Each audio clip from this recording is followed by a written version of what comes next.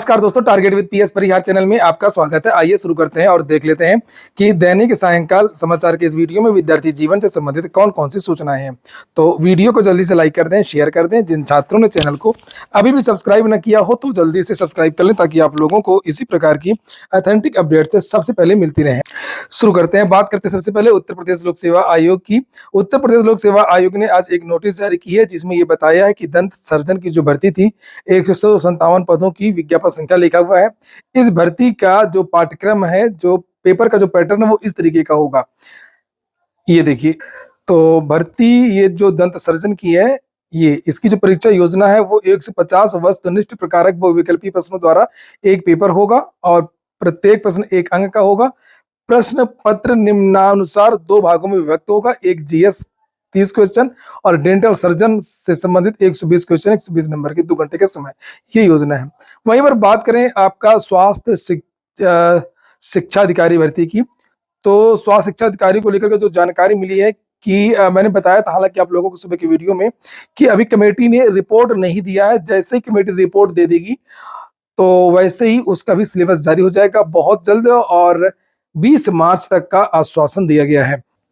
अगली जो सूचना है वो भी उत्तर प्रदेश लोक सेवा आयोग की ही है और उत्तर प्रदेश लोक सेवा आयोग में आज भी प्रतियोगी छात्र हुंकार मंच की तरफ से यहाँ पर ये आप लोग देख सकते हैं, ये ज्ञापन दिया गया है और ये ज्ञापन दिया गया है जो गलत प्रश्न आ रहा है उसको लेकर के।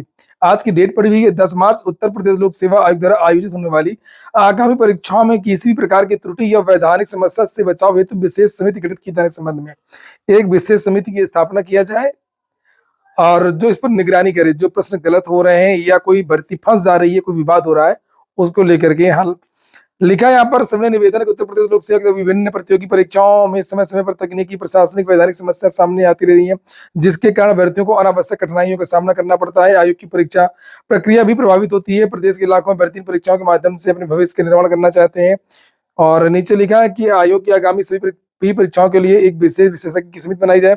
यह समिति परीक्षा आयोजित होने से पूर्व प्रश्न पत्र, प्रक्रिया, भर्ती की नियमावली और अन्य आवश्यक व्यवस्थाओं की समग्र जांच कर ले।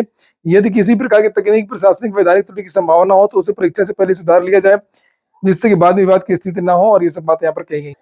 अगली जो महत्वपूर्ण सूचना है वो है यूपीएसआई को लेकर के। ये 10 मार्च की डेट पड़ी हुई है और जो भी विद्यार्थी उत्तर प्रदेश दरोगा भर्ती की परीक्षा में बैठने जा रहे हैं वो सारे विद्यार्थी इसको गौर से देख लें। बहुत ही महत्वपूर्ण सूचना है।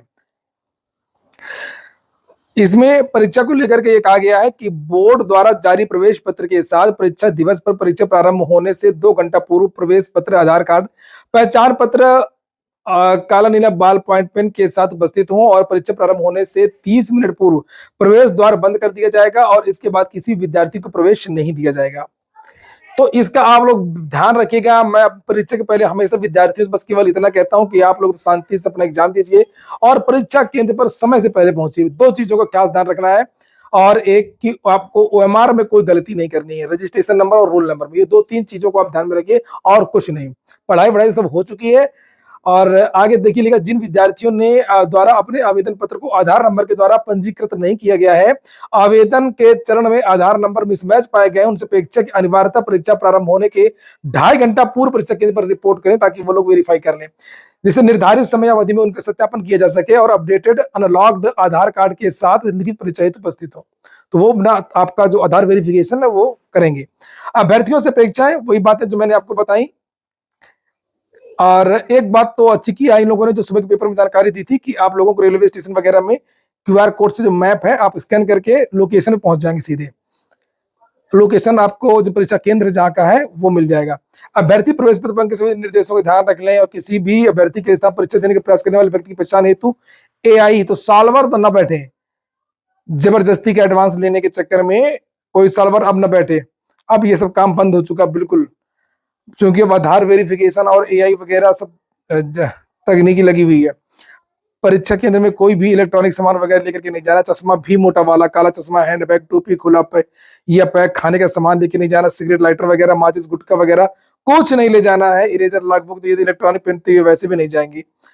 और यहाँ पर लिखा है कि प्लास्टिक का पाउच, पेंसिल, ये देखिए परीक्षा केंद्र पाठ्य सामग्री, मुद्रित या लिखित कागज के टुकड़े, ज्यामिति पेंसिल बॉक्स, प्लास्टिक के पाउच, किसी भी प्रकार का calculator, credit card, debit card, ये इसमें भी रहता डिवाइस ना, आते मोटे मोटे क्रेडिट कार्ड, उसमें चिप लगी रहती है। स्केल, कॉपी, पेन ड्राइव कुछ भी नहीं ले जाना है, ठीक। आप केवल अपना पेन लेकर के जाएंगे बस।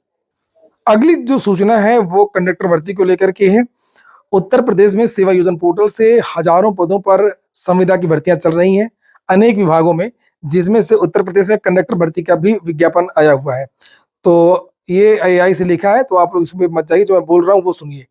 कंडक्टर की गलत लिखा है, तो कंडक्टर की भर्ती है, रोडवेज विभाग में निकली है। और आगरा से 22 पदों पर भर्ती आई है, आजमगढ़ से 30, कानपुर से 11, चित्रकूट से 6, गोरखपुर से 54, झांसी से 6, मेरठ से 27, प्रयागराज से 38 सीटें, सहारनपुर से 28, वाराणसी से 36, अयोध्या से 18, इटावा से 9, हरदोई से 26 और लखनऊ से 50, मुरादाबाद से 17, बरेली से 17। वेतनमान 14,411 रुपए मिलेगा। हाई स्कूल इंटरमीडिएट अगर पास विद्यार्थी हैं, ट्रिपल सी भी अगर उन लोगों ने किया है, तो रोजगार संगम यानी कि सेवा योजन पोर्टल पर जाकर के आप लोग आवेदन कर सकते हैं। तो और अगली जो सूचना है वो है इलाहाबाद हाई कोर्ट की भर्ती आरओ एआरओ की। तो जो जानकारी निकल करके आ रही है कि आरओ एआरओ की वैकेंसी इसी महीने लास्ट में या 15 अप्रैल के पहले पहले तक इसका जो विज्ञापन है वो जारी हो सकता है। देखिए, हाई कोर्ट के बारे में बहुत कुछ नहीं कहा जा सकता, क्योंकि उसमें बहुत सारी जो चीज़ें होती हैं वो कमेटी की बैठक पर निर्भर होती है। हालांकि बाकी चीज़ें सब क्लियर हो चुकी हैं, पोर्टल बन करके तैयार है, विज्ञापन बन करके तैयार है, बस एक फाइनल मीटिंग और उसके अगले दिन सुबह समाचार पत्रों के माध्यम से वैकेंसी की सूचना। तो बस यही है कि या तो इस महीने के लास्ट में या 15 अप्रैल के पहले पहले तक आप लोगों का आरओ एआरओ का जो नोटिफिकेशन है वो जारी हो जाएगा। और हाई कोर्ट की वैकेंसी के विज्ञापन में ही देरी होती है, फिर इस भर्ती को कोई भी दुनिया की ताकत रोक नहीं सकती है। ना तो ये भर्तियां कभी कोर्ट में फंसती हैं, गलत प्रश्नों को लेकर के, करप्शन को लेकर के, भ्रष्टाचार को लेकर के, किसी भी चीज़ को लेकर के नहीं फंसती हैं। और समय से इनका एग्जाम हो जाता है, समय से इनका रिजल्ट आ जाता है और फिर ज्वाइनिंग हो जाती है। तो कहीं कुछ भी नहीं रहता है, इसलिए आप लोगों का इंतजार जल्द समाप्त होगा विज्ञापन को लेकर के। जैसे कि मैंने आप लोगों को बताया कि 15 अप्रैल के पहले पहले तक इसका विज्ञापन, और जो जानकारी मिली है कि जून में आप लोगों की परीक्षा है, तो जून में आप लोगों की परीक्षा, तो बस यही मान करके आप लोग चलिए, समय बहुत कम मिलेगा। सिलेबस सभी को पता है, सिलेबस वही रहेगा, परीक्षा का पेपर का पैटर्न पूरा वही रहेगा। ये हो गया आज का वीडियो को अच्छा लगा हो कि काम का हो तो लाइक अवश्य कर दें। जिन छात्रों ने चैनल को सब्सक्राइब न किया हो, सब्सक्राइब कर लें। पूरा वीडियो सुनने के लिए बहुत बहुत धन्यवाद।